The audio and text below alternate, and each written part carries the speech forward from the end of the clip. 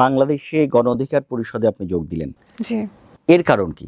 VP নূরের সাথে আমি একটা ভালো কামারাডারি ফিল করেছি, বিকজ আমার ব্যাকগ্রাউন্ডটা যেহেতু হচ্ছে একদমই হচ্ছে সোশ্যালিস্ট কমিউনিস্ট ধারণার, এবং আমি নিজেও মনে করি যে আমি একেবারেই হচ্ছে থাকে না এজিলিটেরিয়ান পার্সন, যে খুবই ইকুয়াল সোসাইটিতে বিশ্বাস করে, সেটা যতটাই বাস্তবসম্মত হোক বা না হোক। আমি বিশ্বাস করি পৃথিবীতে নারী পুরুষ থার্ড জেন্ডার যেই সোশ্যাল স্টেটাসের মানুষই আছে, আমাদের প্রত্যেকেরই আসলে ইকুয়াল রাইটস অ্যান্ড অপরচুনিটিস থাকা উচিত।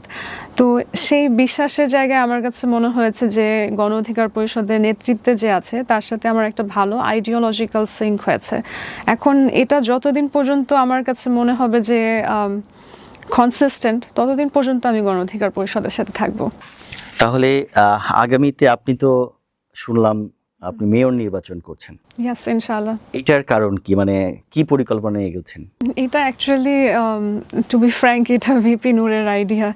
তো আমাদের প্রসেসটা ছিল একটা রাজনৈতিক মাঠ তৈরি করা এই জায়গাগুলোতে, আমার যে এরিয়াগুলো পড়েছে ঢাকা ৮-এর ভেতরে, এবং পরবর্তীতে সেটা আসলে মেয়র নির্বাচনের জন্য একটা অ্যাডভান্টেজ হিসেবে দেখা।